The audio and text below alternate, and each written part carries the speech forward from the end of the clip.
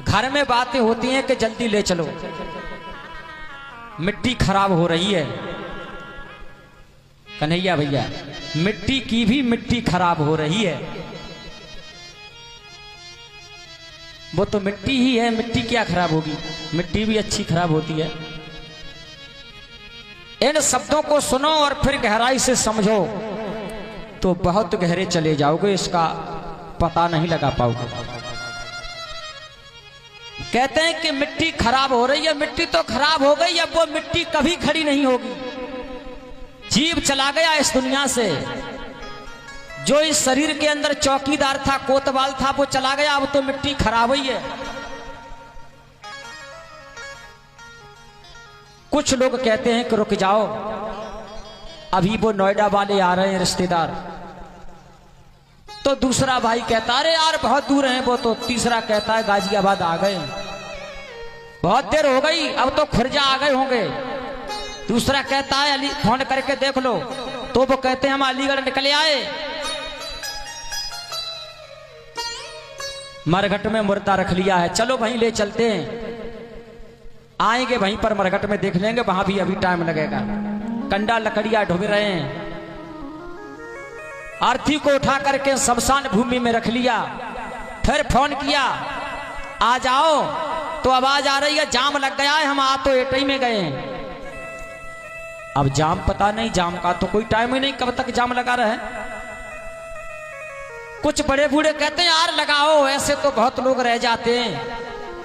इतनी दूर फोन क्यों कर दिया, पता है कि इतनी दूर से नहीं आ पाएंगे।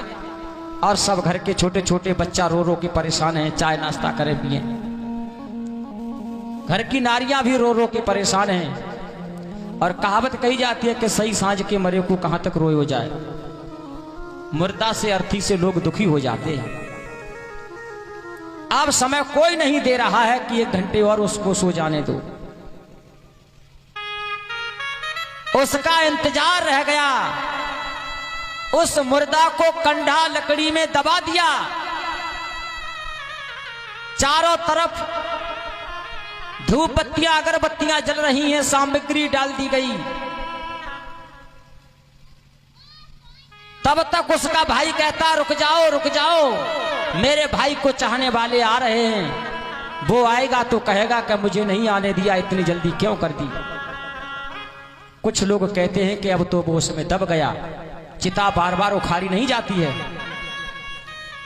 जला दिया, जला दिया तो अंदर चिता में दबा हुआ वो मुर्दा कहता है। मुर्दा आज दिन तक बोला नहीं है, लेकिन मैंने गीत को यहां तक कल्पना करते करते पहुंचा दिया है कि आखिर वो मुर्दा जिंदा होता तो क्या कहता। अब उसका कोई बस नहीं है, तब मुर्दा कह रहा है चिता में से,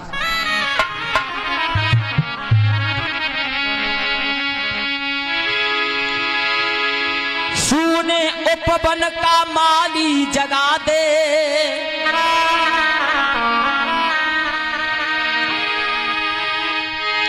और दाग मत लगाना कोई बाग तू लगा दे।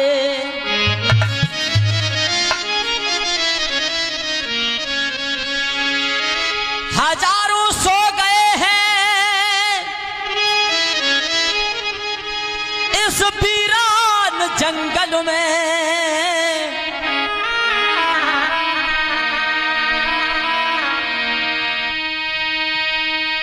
सुन उपवन का कोई माली जगा दे। मरघट एक सूना बगीचा है, वहां पर जो सोया है वो जगह ही नहीं है। और वो कह रहा है,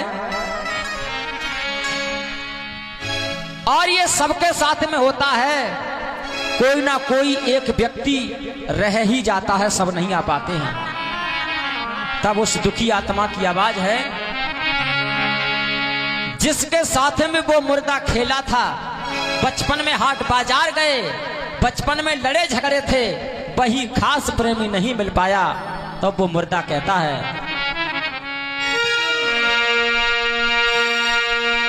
खुद रोए थे, खुद रोए थे,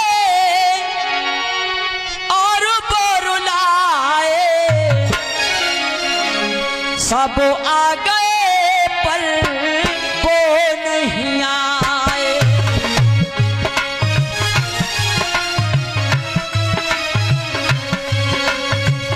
सब आ गए पर वो नहीं आए।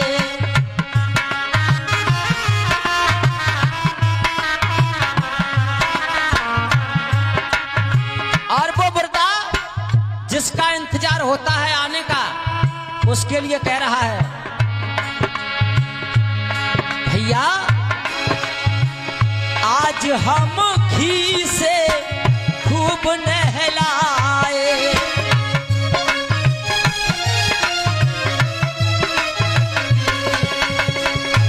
जिस बेटा ने कभी बाप को एक लोटा पानी नहीं पिलाया हो, वो बेटा गंगा जल से नहलाता है, देसी घी से नहलाता है। और यही काम अगर जिंदा पर किया जाए तो उस बूढ़े बाप की आत्माएं पता नहीं क्या दुआ देगी। आज हम घी से खूब नहलाए।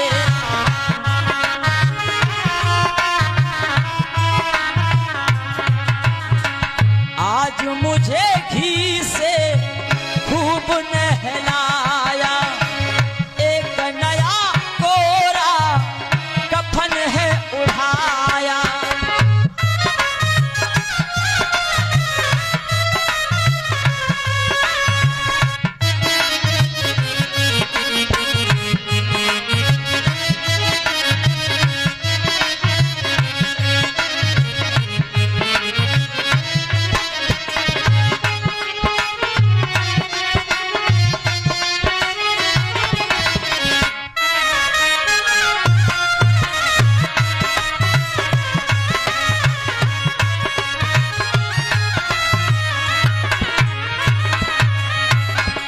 मुर्दा कह रहा है, भैया एक नया कोरा कफन है ओढ़ाया। और रोजाना कहते थे ये काम कर लो, वो काम कर लो, वहां जाना है। आज कोई नहीं बोल रहा। आज हम चैन की, आज हम चैन की नींद में सुलाए। सब आ गए पर भैया तुम नहीं आए।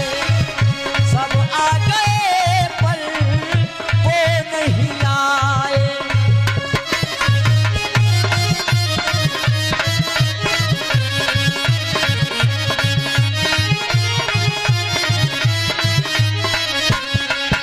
और भैया आज के बाद यहाँ पर कोई नहीं आएगा।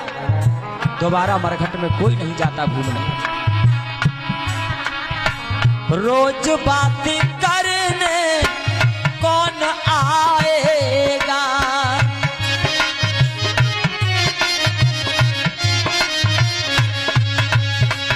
रोज बात करने कौन आएगा। साथी हमको कहाँ पाएगा। रोज बात करने कौन आएगा।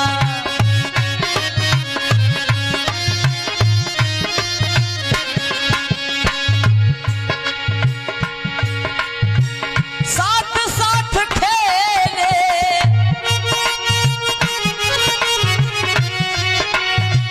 साथ साथ खेले, हंसे गुलगुलाए।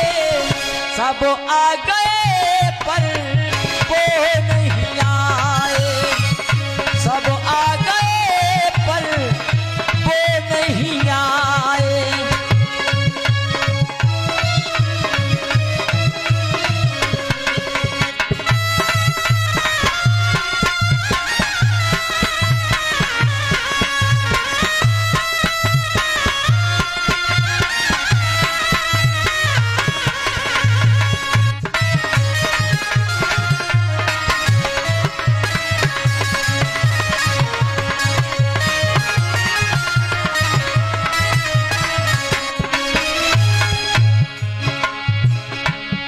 और ये गीत जिस समय मैंने लिखा था तो खुद मुर्दा बन के लिखा था।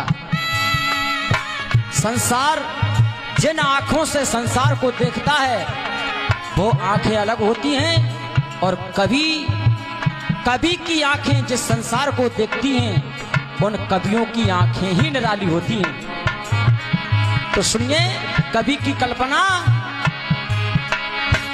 सचिन सुख देवा को भूल नहीं जाना,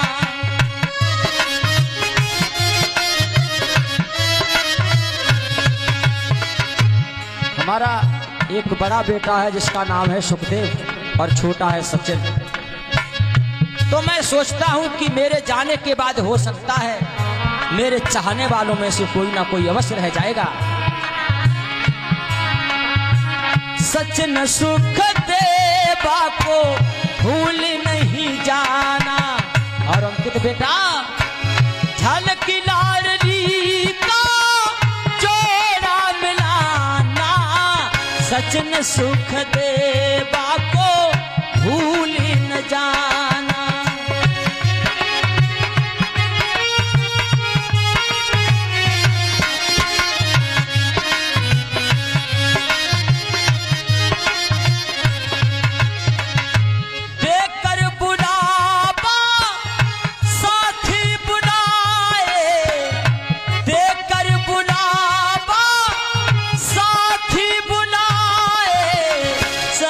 आ गए